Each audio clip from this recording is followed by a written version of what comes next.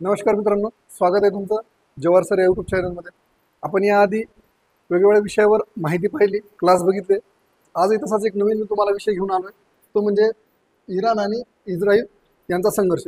या संघर्षावर जो आपल्याला विषय बघायचा आहे तो म्हणजे की आता जे इराण आणि इस्रायलचा वॉर सुरू आहे, म्हणजे इराणने इस्रायलवर बॉम्ब टाकलेत, त्याच्यानंतर इस्रायलने इराणवर काही बॉम्ब टाकलेत, त्यामध्ये अमेरिका मदत आला. नेमक्या ह्या गोष्टी घडल्या का आणि याची पार्श्वभूमी हे बघा. कोणताही विषय जर असेल, म्हणजे कोणतेही युद्ध असेल, कोणतेही काय असेल, तर त्याची पार्श्वभूमी त्याचं सगळं इतिहासामध्ये असतं. म्हणजे त्या इतिहासामधून का घडत आलं, म्हणजे भारत आणि पाकिस्तानचं युद्ध जर आज चालू असेल पण त्याची कुठेतरी पार्श्वभूमी इतिहासातली असेल. त्यामध्ये वेगवेगळ्या कम्युनिटीची भांडणं असतील, त्याच्यानंतर वर्ल्ड इंटरेस्ट असेल किंवा लोकलचं पॉलिटिक्स असेल, या सगळ्या गोष्टीत मिळून सध्याची परिस्थिती तयार होत असेल. तसंच आपण पाहणार आहोत इस्रायल आणि इराणचं वॉर का झालेलं. तत्पूर्वी आपण काय करूयात, पहिले इस्रायल आणि इराण या दोघांची पहिल्यांदा पार्श्वभूमी म्हणजे त्या देशांची माहिती, त्या देशाचं चलन, त्या देशांचा जिओग्राफिकली पहिल्यांदा माहिती घेऊ. नंतर त्यांचा संघर्ष का तयार झाला याची माहिती घेऊया. चला व्यवस्थित लक्षात घ्या. हा समोर दिसतोय तुम्हाला इराण देशाचा नकाशा, बरोबर. त्या इराण देशाची राजधानी तेहरान. म्हणजे आज आपण नक्षावरून जर समजून घेतलं, भारताला चिटकून पाकिस्तान, पाकिस्तानला चिटकून अफगाणिस्तान आणि अफगाणिस्तानच्या जस्ट बाजूला कोण आहे तर इराण आहे. हे तुम्हाला ही जी बाउंड्री दिसते ही टोटल, हा सगळा पलीकडचा अफगाणिस्तानचा पार्ट आहे. आणि थोडं तुम्ही खालच्या पार्टमध्ये गेला तर पाकिस्तानचा, मी जे तुम्हाला बलुचिस्तान पार्ट सांगितला होता, तो बलुचिस्तानच्या पार्टची सीमा म्हणजे पाकिस्तानच्याच पार्टची सीमा इराणला पण लागते. म्हणजे ग्वादर बंदर आहे ना, त्या ग्वादर बंदरच्या जवळपास. आता बघा ग्वादर बंदर, आणि महत्वाचं सांगतो, हे चार बहार बंदर जे की भारताने इराणमध्ये विकसित केलेलं आहे, बरोबर. आणि चायनाने कोणतं केलेलं आहे, ग्वादर पोर्ट कुठला, पाकिस्तानचा. तसाच चार बहार बंदर कुठला, पोर्ट कुठला, इराणचा. कोण डेव्हलप केलाय, भारतानं डेव्हलप केलाय. कशासाठी डेव्हलप केला तर चायनाची जी सीपॅक पॉलिसी आहे, मी तुम्हाला सांगितलं त्याच्यावर पण आपण एक विशेष व्हिडिओ बनवून क्लास घेऊया की सीपॅक पॉलिसी काय आहे चायनाची. त्या सीपॅक पॉलिसीला काउंटर करण्यासाठी भारताने हा प्रोजेक्ट तिथं तयार केलेला आहे, चार बहार बंदर विकसित करायला तयार केलेलं घेतलेलं आहे. त्याच्यानंतर बघा तेहरान ही इराणची राजधानी. इराणचं अधिकृत नाव आहे इस्लामिक रिपब्लिक ऑफ इराण. म्हणजे हा देश जाहीररित्या इस्लामिक रिपब्लिकेशन आहे, म्हणजे इस्लामिक गणराज्य आहे. याची भाषा फारसी आहे. तुम्हाला कुठं कुठं प्रश्नामध्ये येऊ पण शकतं की इराणची भाषा कोणती आहे, फारसी आहे. त्याचं चलन त्याला आपण रियाल म्हणतो. रियाल कोणतं रियाल तर इराणी रियाल, एवढं लक्षात घ्या. लोकसंख्या अंदाजे 8.5 कोटीच्या पुढे आहे, 8.8 कोटी. धर्म इस्लामिक रिपब्लिक आहे, त्यामध्ये शिया इस्लामचा तिथे जास्त प्रभाव आहे. आता एक लक्षात घ्या, मी तुम्हाला थोडीशी इस्लामची पार्श्वभूमी समजून सांगतो. मुस्लिम धर्मामध्ये मेन दोन पार्ट आहेत, एक पार्ट म्हणजे सुन्नी आणि दुसरा म्हणजे शिया. आता तुमच्या लक्षात जर आला असेल, जसं हिंदू धर्मामध्ये जर तुम्ही बघितलं किंवा बौद्ध धर्मामध्ये बघितलं, महायान, हिनयान असे वेगवेगळे पार्ट आहेत. तसेच मुस्लिम समाजामध्ये शिया आणि सुन्नी, त्यामध्ये इराण हा देश शिया बहुल आहे आणि जगातली 85% पॉप्युलेशन ही सुन्नी आहे आणि 15% पॉप्युलेशन ही शिया मुस्लिमला फॉलो करते किंवा शिया मुस्लिम लोकांची तेवढी लोकसंख्या आहे. आणि हा इराण शिया लोकांचा बहुल देश आहे, शिया लोकांची इथं सत्ता चालते. म्हणून पुढे बघा, ही झाली इस्लामची तुम्हाला सांगितलं होतं. आणि शिया सुन्नीचा वाद थोडासा काय आहे तर जे मोहम्मद पैगंबर आहेत, मोहम्मद पैगंबराचे जावई म्हणजे फातिमा यांचे नवरे अली यांना जे मानतात ते शिया धर्माचे शिया पंथाला मानतात, आणि जे खलिफा चळवळीला मानतात ते समजा एक प्रकारे सुन्नी चळवळीला म्हणतात. असं एक मेजर डिफरन्स तुम्ही समजून घ्या. आपण कधी काळी त्यावर पण एक क्लास घेऊ की मुस्लिम धर्माचं नेमकं सगळ्या गोष्टी कशा डेव्हलप होत आलेल्या आहेत त्याची माहिती पाहूया. बघा, त्याच्या पश्चिमेस अफगाणिस्तान, पूर्व किंवा उत्तरेस तुर्कमेनिस्तान, कॅस्पियन समुद्र दिसतोय तुम्हाला हा वरी. त्याच्यानंतर अनुवाद काय, आता नेमकं लक्षात घ्या. इराणचा सगळ्यात जास्त वाद जर युरोपियन देशासोबत आणि इस्रायल सोबत होत असेल तर त्याला सगळ्यात महत्त्वाचं कारण म्हणजे तिथं होणारी अणुचाचणी. आणि अणुचाचणी इराणची अणुचाचणी डेव्हलप होऊ देत नाही. पुढं लक्षात घ्या, तिथे एक इस्लामिक क्रांती झाली 1979ला, ती पण पाहणार आहोत आपण. ती कोणाच्या हिच्यात झाली, आयतुल्ला खोमेनी. आताचे जे आहेत आयतुल्ला खेमेनी, ते आयतुल्ला खोमेनी होते, एवढं लक्षात ठेवा. लष्करी ताकद पण आहे त्यांच्याकडे महत्वाची आहे. त्यांच्या आर्मीला नाव दिलेलं आहे IRGC, म्हणजे इस्लामिक रिव्होल्युशनरी गार्ड कॉप्स. त्याच्यानंतर आंतरराष्ट्रीय संबंध आपण पुढे समजून घेणार आहोत. पुढे लक्षात घ्या, आपण इराणची माहिती बघितली, तशीच आपण इस्रायलची माहिती बघूया. हा इस्रायलचा ध्वज आहे. त्यानंतर इस्रायलचं नाव आहे स्टेट ऑफ इस्रायल, अधिकृत नाव आहे.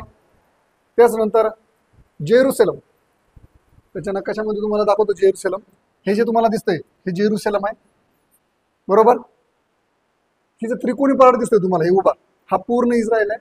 आणि याच्यामध्ये ही जेवढं उरलेलं आहे आणि ही गाझा पट्टी, या पूर्ण याला आपण काय म्हणतो, याला आपण म्हणतो पॅलेस्टाईन. इस्रायल आणि पॅलेस्टाईनचं युद्ध हे एक मांजरी आणि उंदराचं युद्धावर युद्ध आहे. चालूच असतं दरवर्षी काही ना काही म्हणजे शांत कधी नाही जाईल. ते इस्रायल आणि पॅलेस्टाईनच्या वॉरमध्ये. पॅलेस्टाईनचा विरोध हा इराणच्या विरोधासाठी महत्वाचा आहे, तो आपण समजून घेऊया पुढे चालू. बघा, इस्रायलची अधिकृत भाषा हिब्रू भाषा. आता हिब्रू भाषेबद्दल तुम्हाला महत्व सांगतो. हिब्रू भाषा ही जुन्या भाषामध्ये, जसं की अभिजात भाषा म्हणतो आपण, अभिजात भाषापैकीच असल्यासारखी भाषा आहे ही. आणि ही भाषा काही काळ बुडली होती, पण इस्रायल लोक, जे ज्यू लोक आहेत, या ज्यू लोकांनी ही भाषा देश पुन्हा जिवंत केला. आपण ते कसं केलं ते पण पाहूयात, त्याचे महत्त्व बघायचे. त्यानंतर ज्यू धर्म. आता एक लक्षात घ्या, जगामध्ये जर मेन तुम्ही बघितले, ख्रिश्चन, मुस्लिम, बौद्ध, त्यानंतर जैन, त्याच्यानंतर पारशी धर्म म्हणतो आपण, तसाच एक ज्यू धर्म आहे.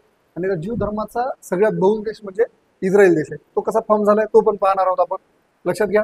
त्याच्यानंतर इस्रायल हायटेक टेक्नॉलॉजीसाठी गाजलेला आहे. म्हणजे शेती क्षेत्रात टेक्नॉलॉजी असेल किंवा शस्त्राच्या बाबतीत टेक्नॉलॉजी असेल, इस्रायलला त्या गोष्टीमध्ये चॅलेंज नाही आहे, असं समजून घ्या तुम्ही.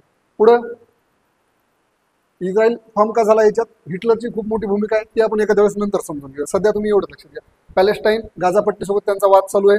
त्यानंतर इराणसोबत त्यांचं ते चालू आहे, काय म्हणतात आपलं, वाद चालू आहे. अमेरिकेचा तिथं जास्त प्रभाव आहे इस्रायलवर.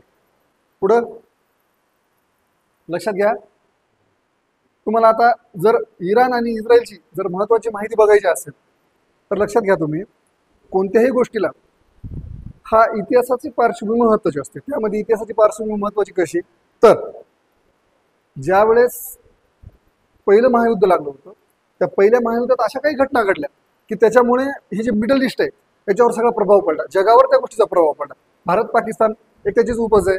कारण कोणासाठी तरी सेटलमेंट करण्यासाठी काहीतरी गोष्टी जगातल्या 27 लोकांना, जगातले 27 लोक कोण, जसं की इंग्रज असतील, फ्रेंच लोक असतील, अमेरिकन लोक असतील, रशियाची लोक असतील, यांच्या सेटलमेंटसाठी बऱ्याच देशांचे तुकडे केले गेले. त्यातच एक घडला गेला, तो म्हणजे पॅलेस्टाईन, इस्रायल ही घडलेली. आपण ते बघून घेऊयात कसं. पहिलं महायुद्ध 28 जुलै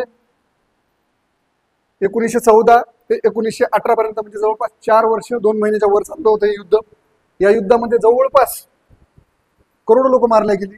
त्याच्यानंतर याच्यात 2 महत्वाचे गट होते, 2 कोटी जवळपास लोक याच्यात मृत्युमुखी पडले होते. लक्षात घ्या, याच्यात महत्वाचा विशेष म्हणजे 2 प्रमुख गट होते. पहिला गट मध्यवर्ती गट म्हणजे सेंट्रल पॉवर, आणि दुसरा अलायन्स पॉवर म्हणजे मित्र राष्ट्र, अलायन्स स्टेट.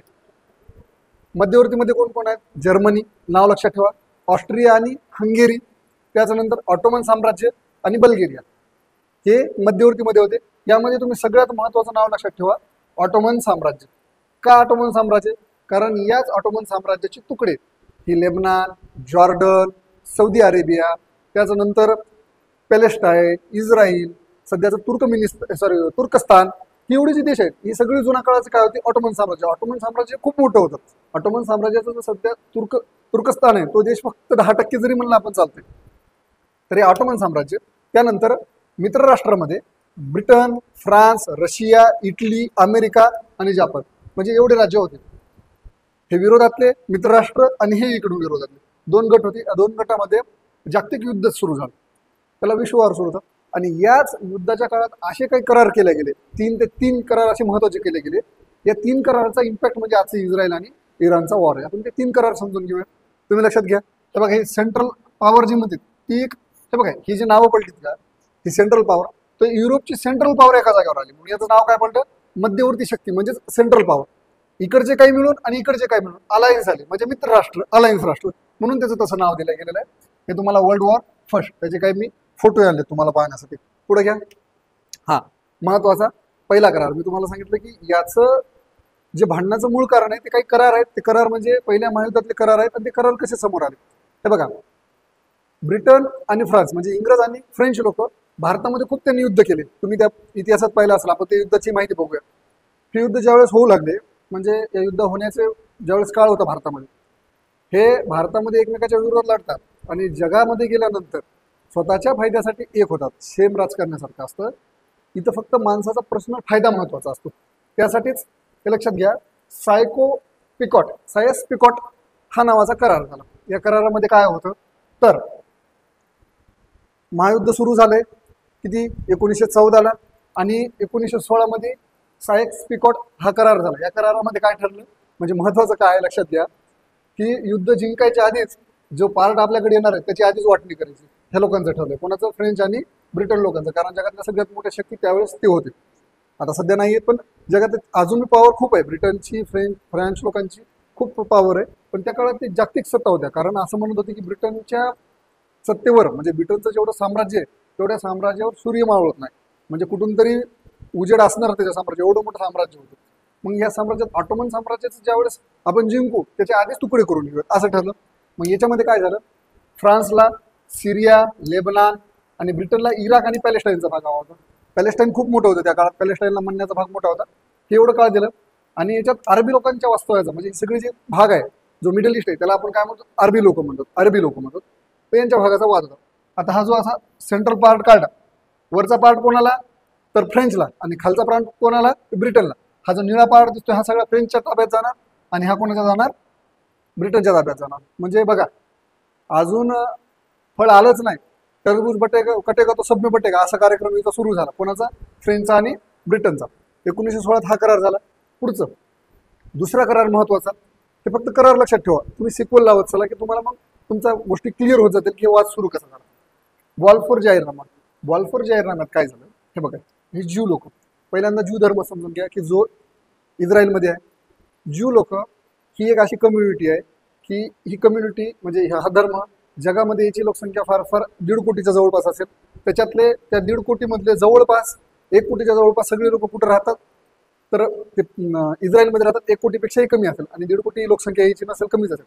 पण जगातले सगळ्यात टॅलेंटेड लोक या कम्युनिटीतून येतात, ज्यू कम्युनिटीतून. म्हणजे तुमचा आईन्स्टाईन असेल तोही ज्यू कम्युनिटीचा असेल. आणि ज्यू लोकांना चॅलेंज नाही. म्हणजे जगात जर 100 नोबेल प्राईज दिले तर त्याच्यातले 70 ते 80 ज्यू लोकांना मिळतात. अजून पण यांचा एवढा होल्ड आहे. आईन्स्टाईन असेल, तुमचा मार्क झुकरबर्ग असेल, बिल गेट्स असेल, ही सगळी जी मोठी मोठी लोक आहेत ही ज्यू समाजातून येतात. जगाच्या अर्थव्यवस्थेवर यांचा कब्जा आहे, हे लक्षात घ्या. आणि अमेरिकेतली ही मोठी अर्थव्यवस्था. म्हणजे आपण एक जर तुम्हाला भारतीय उदाहरण द्यायचं मी म्हणलो, जसं की भारतामध्ये मारवाडी कम्युनिटी असेल किंवा जैन कम्युनिटी असेल, यांचे जसे मार्केटवर पकड आहे तशी या ज्यू लोकांची अमेरिकेमध्ये मार्केटवर पकड आहे. म्हणून अमेरिका आणि इस्रायलचं बरोबर एकदम जुळतं. त्याच्यानंतर लक्षात घ्या, बॉलफोर जाहीरनाम्यात काय झालं की जगामध्ये बघा नॅशनलिस्टची एक वेव आली. म्हणजे बाबा प्रत्येक लोकांनी काय ठरवलं की आपल्या लोकांचा आपला देश असला पाहिजे. जसं की भारतीय हिंद लोक आहेत किंवा आपला एक देश असला पाहिजे, असं ब्रिटनच्या हातामधून आपण बाहेर निघालो पाहिजे. असं प्रत्येक भागामध्ये एक गोष्टी निघाल्या की आम्हाला देश पाहिजे. तसाच मग त्या ज्यू लोकांचं बऱ्याच प्रताडणा झाल्या होत्या. ज्यू लोकांच्या 7 वेळेस मोठमोठ्या नरसंहार झालेले आहेत. त्या नरसंहारावर आपण एखाद्या वेळेस व्हिडिओ क्लास घेऊयात, म्हणजे त्यातून तुम्हाला माहिती कळेल. तर ही जी लोक आहेत, कोण? ज्यू लोक. यांचा एक विचार ठरला की बाबा आपल्याला एक स्वतःचा देश तयार करायचा. मग हा देश तयार करायचा, याची मागणी कोणाकडे केली? त्यांनी ब्रिटनकडे केली. मग यामध्ये काय झालं, ब्रिटिश परराष्ट्र धोरणनं ज्यू लोकांसोबत करार केला. आता ज्यू लोकांचं मी तुम्हाला काय सांगितलं की ज्यू लोक हे आर्थिक व्यवहारात खूप पुढे होते. कुठे होते? आर्थिक व्यवहारात खूप पुढे होते. आणि हे जर्मनीमध्ये भरपूर संख्येत होते. ज्यावेळेस हिटलरनं ज्यू लोकांना मारलं तिथं संख्या त्यांची जास्तच असेल, तेव्हाच तो मारू शकला ना त्यांना, बरोबर आहे. तर जर्मनीमध्ये जास्त होतं. आणि जर्मनीच्या मध्यवर्ती म्हणजे मध्यवर्ती पॉवरची मेन पॉवर कोण होती? जर्मनीच होती. मग या जर्मनीला आतून कमजोर करण्यासाठी हा बॉलफोर जाहीरनामा काढण्यात आला. काय काढण्यात आला की बाबा तुम्ही ज्यू लोक आहेत ही पहिल्या महायुद्धात तुम्ही जर्मनीला सपोर्ट करू नका. तुम्ही फक्त शांत राहा किंवा तुम्ही आमच्या बाजूने या. आम्ही तुमच्यासाठी एखादं क्षेत्र देऊयात. आणि ते क्षेत्र असेल कुठलं तर ज्यावेळेस आम्ही ऑटोमन साम्राज्याचे तुकडे करू त्यावेळेस एक पॅलेस्टाईनच्या जवळचा भाग तुम्हाला आम्ही देण्यात येऊ. इथं पडली वादाची ठिणगी. झालं. बघा ब्रिटिशांनी ज्यू लोकांना राष्ट्र स्थापन करू आणि अरबांच्याही भूमीवर त्यांचं एक राष्ट्र करू अशी एक सुरू केली आणि इथं वादाची ठिणगी पडली. पुढं पहिला करार लक्षात आला. हा दुसरा करार. पहिला करार काय होता? सायस पिकॉट, म्हणजे वाटणी कशी करायची. त्या वाटणीमध्ये एक ज्यू लोकांना द्यायचा का तर ज्यू लोक जर्मनीला सपोर्ट करणार नाहीत, कारण ज्यू लोकांकडे जर्मनीच्या आर्थिक नाडी होती. त्याच्यानंतर म्हणजे युद्ध हे एका क्षेत्रात नाही. जसं की भारतामध्ये ज्यावेळेस इंग्रज लोक आले ते सैन्याच्या जीवावर जिंकू शकत होते का? नाही. मग त्यांनी इथले काय केले? घरचे भीती काढले. कोण? मीर कासिम असेल, मीर जाफर असेल, अशा गोष्टी तुम्ही लक्षात ज्यावेळेस इतिहासाचे आपण भाग बघू त्यावेळेस तुमच्या लक्षात येईल. नंतर लक्षात घ्या ब्रिटिश सरकार आणि हाशमी कुटुंब. आता अजून लक्षात घ्या किती महत्वाचं म्हणजे इंटरेस्टिंग स्टोरी कशी आहे. ब्रिटिश सरकारने काय केलं, एक हाशमी कुटुंब होतं. त्या हाशमेट कुटुंब काय आहे, जे सध्याचं मक्का शहर आहे त्या मक्का शहर आणि आजूबाजूच्या इलाक्याचा तो एक असं समजा राजा होते. हे कुटुंब कोण, हाशमी कुटुंब. त्याला आपण अमीर म्हणतो. अमीर अरबी भाषेमध्ये त्याला अमीर म्हणतो. आपल्या इकडे त्याला जहागीरदार शब्द असेल, नाईक शब्द असेल, बरोबर, किंवा एक देशमुख शब्द इथं तसंच रिलेवंट येतो आपल्या इकडं मराठी भाषेमध्ये. तसंच अमीर शब्द, त्या अमीराच्या हातामध्ये अमीर. आता बघा तुम्ही UAEचं नाव कसं आहे, UAE म्हणजे युनायटेड अरब अमिरात, युनायटेड अरब अमिरात.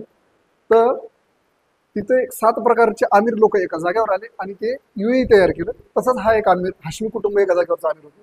आणि यांचं कोणासोबत करार झाला, ब्रिटिश लोकांसोबत. का तर बाबा ज्यावेळेस ऑटोमन साम्राज्यावर आम्ही हमला करू त्यावेळेस हाशमी कुटुंबाने ऑटोमन साम्राज्याच्या अंतर्गत काय करायचं, बंड सुरू करायचं. म्हणजे बघा इकडे जर्मनीला मॅनेज केलं, इकडं ऑटोमन साम्राज्याला मॅनेज केलं. हीच युद्ध जिंकायची नीती होती कोणाची, ब्रिटिश लोकांची. म्हणून त्यांनी जगावर राज्य केलेलं. तर हा पण करार कधी झाला, 16 मध्ये झाला. यामध्ये काय केलं, शरीफ हुसेन इब्न अली हे कुठे मक्काचे शासक होते. कोण, शरीफ इब्न हुसेन अली म्हणजे हाशमी कुटुंबाचे मेन. मग यांनी बरोबर ज्यावेळेस युद्ध सुरू झालं यांनी तिथं बंड सुरू केला आणि यांना काय सांगितलं की बा तुम्हाला तुमचं आम्ही एक क्षेत्र देऊ. म्हणजे प्रत्येकानं ब्रिटन लोक एक सांगत होते की नाही ना, तुम्हाला ऑटोमन साम्राज्य तुकडे झाले की आम्ही तुम्हाला एक देऊ, तुम्हाला एक देऊ, तुम्हाला एक देऊ. आणि जरी भांडणं तिथं सुरुवात झाली पुढं. आणि तसं झालं पण. शरीफ हुसेनने बंड सुरू केला आणि ब्रिटनला साथ दिली. कुठे, कधी, 1914 आणि 1918 मध्ये जो पहिला विश्वयुद्ध झालं त्यामध्ये. पुढे एक महत्वाचा करार, 1918ला महायुद्ध संपलं. त्याचनंतर 1920ला बघा ज्यू लोकांना करार दिला, त्यानंतर हाशमी कुटुंबाला करार दिला. असे करार सायस-पिकोट करार झाला. त्यानंतर सॅम रेमो करार. म्हणजे काय झालं, पहिल्यांदा सायस-पिकोट करारमध्ये यांनी काय केलं, फ्रेंच आणि ब्रिटन लोकांनी ऑटोमन साम्राज्य वाटून घेतलं. त्याचनंतर 1920ला डबल करार काय झाला की नाही बाबा याची आपण पुनर्वाटणी करू. काय करू, पुनर्वाटणी करू. आणि या वाटणीमध्ये जो पॅलेस्टाईनचा भाग आहे, कुठला, पॅलेस्टाईनचा भाग आहे, जो पॅलेस्टाईनचा भाग आहे. आता आपण नकाशावर, तुम्हाला मागच्या याच्यात नकाशे दिसले असतील, सगळे याचे फोटो दिसले असतील. हे इब्न हुसेन अली, त्यानंतर ब्रिटिश हेनरी मॅकमोहन तुम्हाला माहित असेल. भारतामध्ये एक रेषा आहे ती लक्षात ठेवा. मी तुम्हाला सांगतो की बाउंड्री आहे भारताची. ते मॅकमोहन आहेत.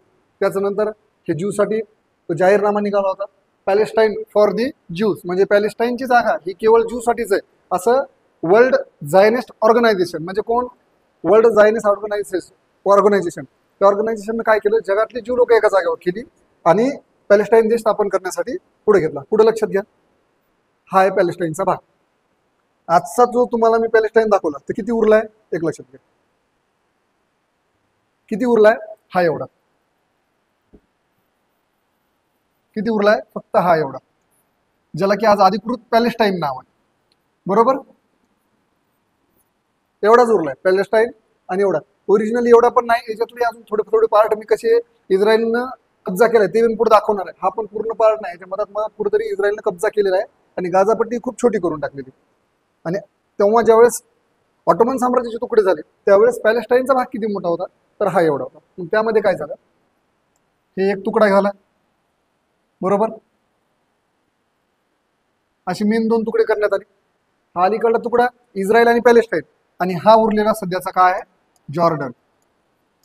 जॉर्डन कोणाला देण्यात आला, या फॅमिलीला, इब्न हुसेन फॅमिलीला. कशाचं बक्षीस, तर तुम्ही ऑटोमन साम्राज्यासोबत बंड केला कधी, पहिल्या महायुद्धामध्ये, त्यावेळेस तुम्हाला आम्ही हे बक्षीस काय दिलं, तर जॉर्डन दिला. आणि आता ती फॅमिली सध्या त्या जॉर्डनवर त्यांचा तिथं राजेशाही सध्या चालू आहे. कोणाची, हाशमेट कुटुंबाची.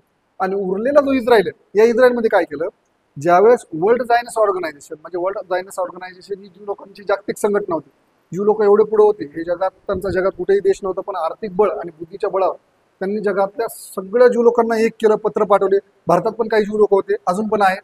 त्या सगळ्या ज्यू लोकांना एक केलं आणि याला सांगितलं की आपल्या पूर्वजाची भूमी, म्हणजेच जी की इस्रायल आहे, पॅलेस्टाईनचा भाग आहे, त्या भागामध्ये आपल्याला जायचंय, जेरुसलममध्ये जायचं. जसं आपण एक आता जर पवित्र भूमी बघितली, जसं की हिंदू धर्म असेल, हिंदू धर्माची पवित्र भूमी कुठली, तर सिंधू नदीची घाटी, कारण तिथून त्याचा विकास झालेला आहे. त्याच्यानंतर बौद्ध धर्म म्हणलं आपण तर लुंबिनी, जे की नेपाळचा भाग आहे, बिहारचा बौद्ध गयाचा भाग आहे, तो त्या धर्मासाठी महत्वाचा भाग आहे. आपलं जैन धर्म म्हणला तर राजस्थानचा काही पार्ट आणि कर्नाटकाचा जे भगवान बाहुबलीची मूर्ती असा काही पार्ट, हे त्यांच्यासाठी धार्मिकदृष्ट्या हिस्टोरियन पॉईंट आहे.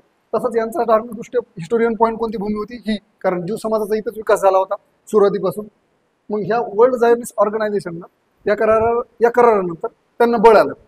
म्हणजे जसाही सॅम रेमो करार झाला आणि ब्रिटनच्या हिश्श्यामध्ये ऑटोमन साम्राज्याचा दक्षिण भाग आला, त्यावेळेस या ज्यू लोकांच्या इच्छा अजून पुढे आल्या की या ज्यू लोकांना काय वाटलं की बाबा आता आपल्याला ही भूमी आपल्याला मिळते, कोणती, पॅलेस्टाईनची भूमी.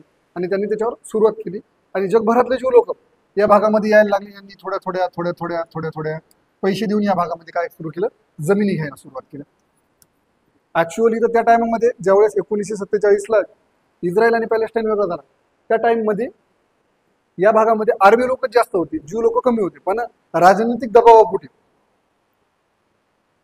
इस्रायल आणि पॅलेस्टाईन असे दोन देश निर्माण करण्यात आले. आता तुम्ही म्हणसाल की बाबा यामध्ये इराणचं नाव कुठं चालू नाही. इराण इथून पुढे सुरुवात होते, इराणची सुरुवात इथून पुढे होते. ती इस्रायल सुरुवात कसं सुरू करा. त्यानंतर काय झालं, 1946-47ला इस्रायल देश तयार झाला. त्यामध्ये हा जो पार्ट आहे, हे बघा मी तुम्हाला सांगितलं की ज्यू लोकांनी तिथे येऊन जमीन विकत घ्यायला सुरुवात केली. हे जे तुम्हाला दिसते मोकळा पार्ट, हे सगळे ज्यू लोक आहेत, यांनी जमीन सुरुवात केली घ्यायला येतं. आणि उरलेले सगळे लोक कोण आहेत, अरबी लोक आहेत. आणि या करारानुसार जे की ब्रिटननं ज्यू लोकांना बॉलफोर जाहीरनाम्यामध्ये जे लिहून दिलं होतं की आम्ही तुम्हाला तिथली भूमी देऊ, तर त्याच हिस्स्यामध्ये या भागातली 55% जमीन कोणाला देण्यात आली, इस्रायलच्या लोकांना. आणि 45% जमीन कोणाला देण्यात आली, अरबी लोकांना, जे ना की आपण आज पॅलेस्टाईनमध्ये सोडतो. जॉर्डन तर वेगळा निघाला हॅशमॅक कुटुंबाचा, उरला एवढाच. उरल्यातल्याही 45% भूमीवर अरब उरले आणि 55% भूमी कोणाला दिली. विचार करायला गेलं तर अरबांची लोकसंख्या तिथे जास्त होती, ज्यू लोकांची कमी होती.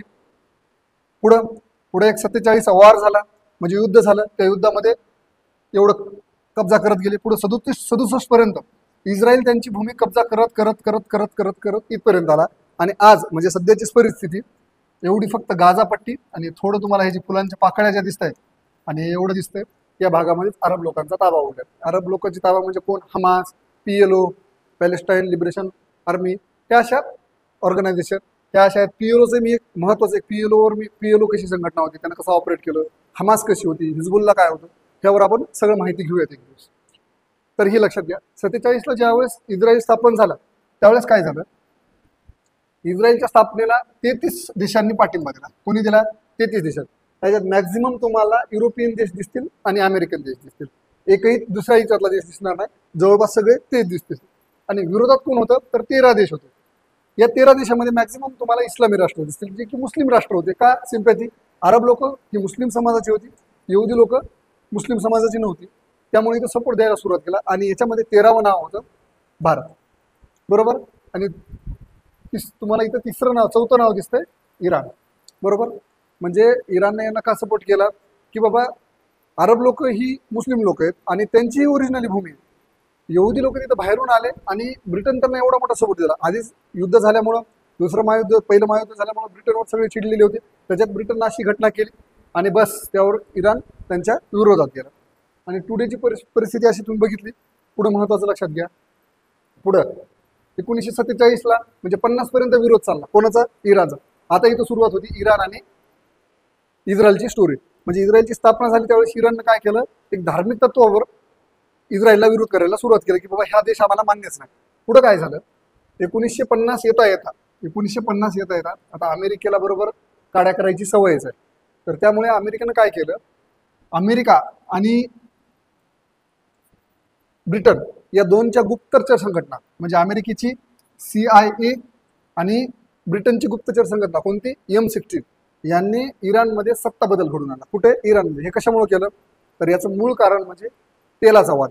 म्हणजे कच्चं तेल, जे की आता आपल्या इकडे पेट्रोल, डिझेल, रॉकेल हे जे सगळे पार्ट आहेत, हे कच्च्या तेलातून. आणि या कच्च्या तेलाचे सगळ्यात जास्त साठे त्या टाइमला कुठं सापडले, आज अमेरिकेत आहेत, रशियात आहेत, भरपूर जणांकडे आहेत. पण त्या टाइममध्ये जास्त सापडली होती कुठं, तर अरब देशामध्ये. आणि हाच मूळ वाद आहे की अरब देशामध्ये भांडणं सुरुवात झाली. तर अमेरिकेनं काय केलं, CIA आणि M16 या दोन संघटनांनी मिळून इराणमध्ये सत्ता पलट करून राहिला. आणि सत्ता पलटमध्ये 1951ला मोहम्मद मोसद्देक यांना सत्तेवर बसवलं. म्हणजे सेम जसं भारतामध्ये सुजाउद्दौलाला काढून मीर जाफर, मीर कासिम असं 2 वेळेस फिरवलं होतं, तसंच इथं काय केलं, चालू जी सत्ता होती तिला बाहेर काढलं, मोहम्मद मोसद्देकला तिथं आणलं. पण अमेरिकेने येणं बसवलं, हा पपेट बसवला. याला वाटलं की अमेरिकन ब्रिटनला काय वाटलं की आपल्या मनानं काम करेल, पण तसं न घडता त्यांनी काय केलं, स्वतःच सुरुवात केली आणि अमेरिकेचं आणलं खटकलं. पुन्हा 1953 मध्ये, म्हणजे ही इराणची कहाणी आहे की इराणमध्ये यांनी सत्ता बदल घडवून आणली. पुन्हा सीएन काय केलं, तिथं शहा रजा पहलवी यांना सत्तेवर बसवलं. आता हे शहा रजा पहलवी म्हणजे पूर्णपणे अमेरिकेच्या ताब्यात असलेले व्यक्ती, अमेरिकेचा पपेट किंवा पोपट. ह्यांनी काय केलं, इराणला पूर्ण मॉडर्न करून टाकलं. इराणची जी सगळ्या गोष्टी आहेत त्या अमेरिकेच्या, म्हणजे जशी अमेरिकेची नीती असं तसं ते इराण चालत गेलं. त्याच्यानंतर इस्रायलचं आणि इराणचं या काळामध्ये खूप जास्त चाललं, म्हणजे खूप जास्त त्यांचं एकमेकांसोबत चांगलं जमलं. म्हणजे 1953 ते 1979 ही मधली 25 वर्ष इराण आणि इस्रायलचे एकदम सख्या भावाचे संबंध होते. कारण शहारजा पहलवी अमेरिकेचा ऐकणार, इस्रायल हा पण अमेरिकेच्या सपोर्टच उभा राहिलेला देश आहे. तर या दोघांचं चांगलं जमत होतं आणि बरीचशी इस्रायलनं टेक्नॉलॉजी इराणला दिली, इराणनं तेल दिलं, म्हणजे एकदम जवळचा संबंध होता या दोघांचा.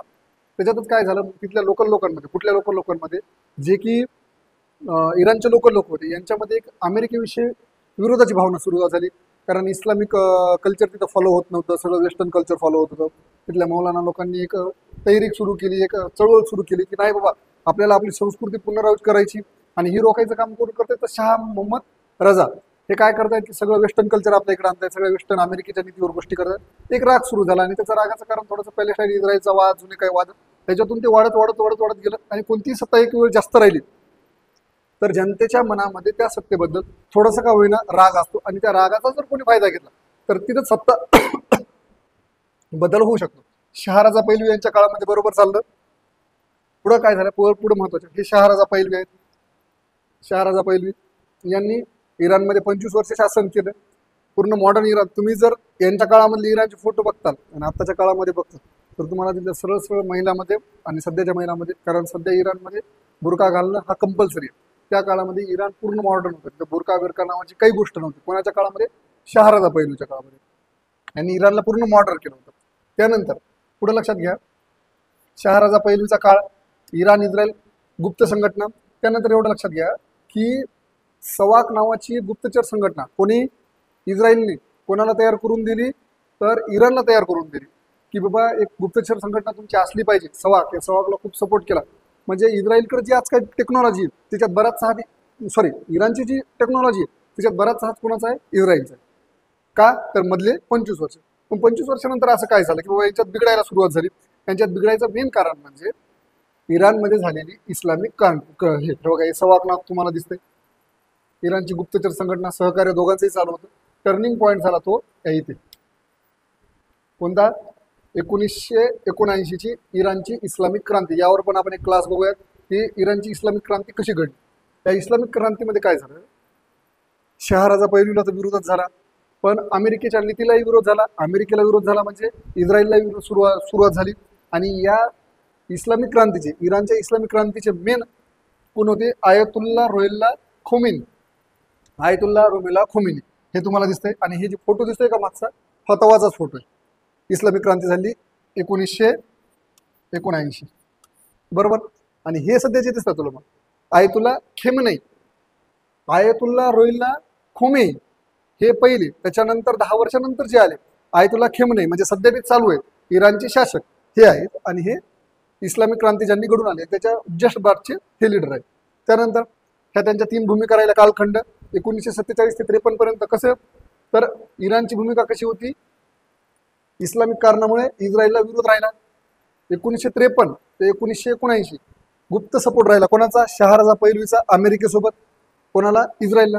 आणि इस्लामिक क्रांतीपासून जे विरोध सुरू झाला उघड, आयतुल्ला रोहिल्ला खमेनीपासून, आता खेमनेई आहे, त्या खोमेनीपासून जो विरोध सुरू झाला तो आजपर्यंत चालू आहे इस्लामिक पॉवरमध्ये. आणि यामध्येच महत्त्वाचं म्हणजे जो सौदी अरेबिया आहे आणि इराण आहे, या दोघांचंही जमत नाही. या दोघांमध्ये कॉम्पिटिशन काय लागते की जगाचं जे इस्लामिक पॉलिटिक्स आहे याचा लीडर मी असावा, असं सौदी अरेबियाला वाटतं. आणि असंच कोणाला वाटतं, इराणला वाटतं. म्हणून कोण जास्त पुढाकार घेतो. पण यामध्ये आता सौदी अरेबिया थोडंसं सायलेंट झालं.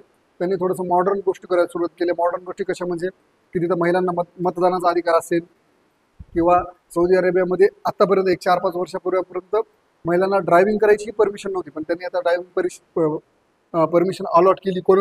सौदी अरेबियानं. म्हणजे जगाचा इस्लामचा लीडर कोण बनणार? हे इराण आणि सौदी अरेबियामध्ये भांडण सुरू असतात. त्याच पॉईंटमुळं पुढं काय झालं, सध्याची परिस्थिती, एक मिनिट, टर्निंग पॉईंट झाला आणि हेच युद्धाचं कारण सुरू झालं. पुढं काय झालं, पुढे इराण आणि इस्रायलमध्ये कटुताचे संबंध वाढत गेले आणि या कटुताच्या संबंधाचा असा प्रश्न झाला की ज्या वेळेस पॅलेस्टाईनवर इस्रायलने हमले केले किंवा इस्रायल आणि पॅलेस्टाईनचे युद्ध सुरुवात झाले, त्यावेळेस इराणने त्यात ओपनली सपोर्ट घ्यायला सुरुवात केली, ओपनली पुढाकार घ्यायला गेला. का? तर जगाचा इस्लामिक लीडर त्यांना व्हायचं होतं.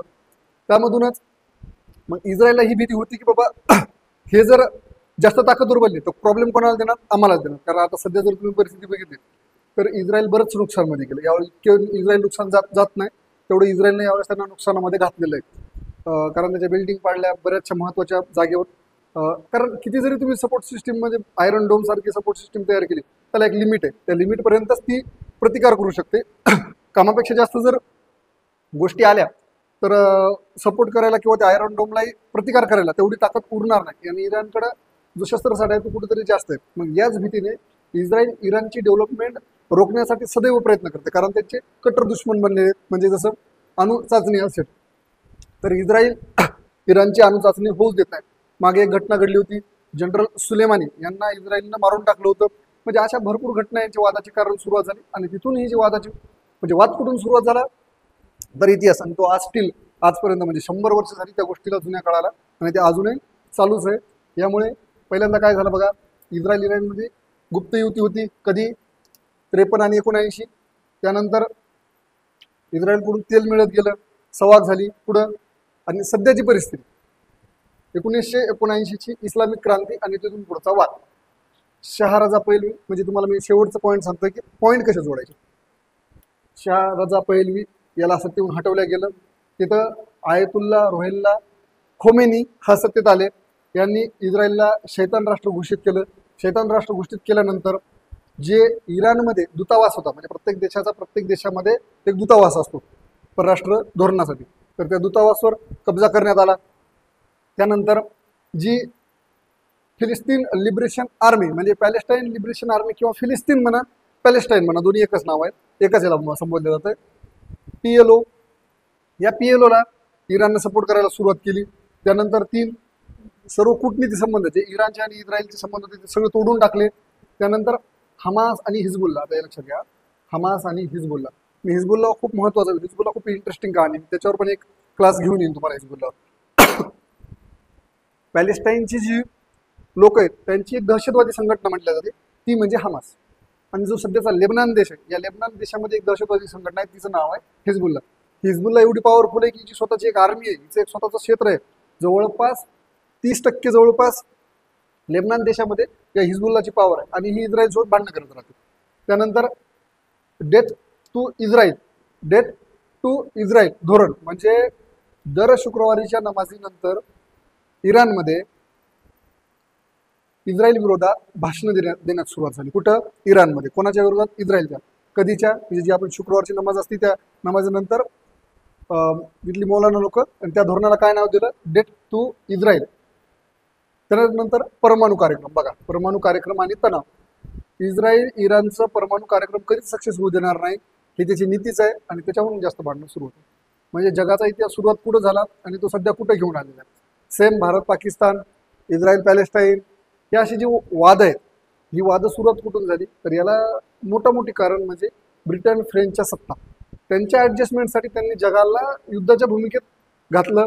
त्यांना तेल पाहिजे होतं म्हणून त्यांनी मिडल ईस्टमध्ये अशांतता पसरवली. त्याच्यानंतर भारतामध्ये वाद लावायला सुरुवात केली. आता जो सध्याचा बांगलादेशचा इश्यू आहे की बांगलादेशमध्ये सत्तापालट झाला, त्याच्यावरून मी तुम्हाला एक क्लास घेऊन येतो की सत्तापालट का केला गेला, तर सत्तापालट करण्याचं त्याच्यात अमेरिकेचा काय हात होता हे महत्त्वाचं होतं. आपण ते पण पाहूयात. पण तुर्तास तुम्हाला ही माहिती कशी वाटली, त्याच्यातील डिटेल कशी वाटली मला कमेंटमध्ये कळवा. आणि असेच काही विषय असतील की जे तुम्हाला इंटरेस्टिंग वाटतील, त्यामध्ये तुम्हाला माहिती हवी असेल तर कमेंटमध्ये सांगा. मी याच्यापेक्षाही अजून टॉपची क्लास घेऊन यायला आम्ही तयार आहे, फक्त तुम्ही सपोर्ट करा. चला येऊया.